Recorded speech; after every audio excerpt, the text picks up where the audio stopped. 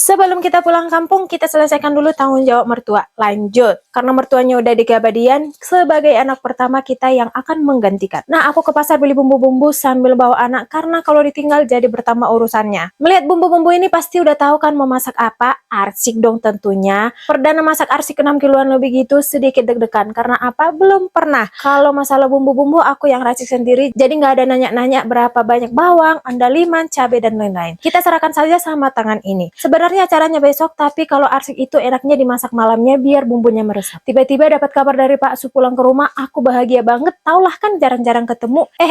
Pagi-paginya udah harus langsung balik ke kapal lagi. Yang tadinya mau gak nampingin aku untuk melaksanakan tanggung jawab ini, jadinya sendirian aja. Apa boleh buat ya kan? Semua nggak bisa sesuai kehendak kita.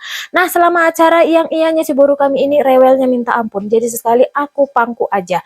Aku nggak tahu karena papanya tiba-tiba pulang dan tiba-tiba udah balik lagi, aku pun nggak tahu. Tapi jujur pikiranku pun jadi kacau karena mendengar tangisannya terus. Nah, puji Tuhan ya semua berjalan dengan lancar. Tanggung jawab kali ini selesai, jadi kita fokus pulang kampung.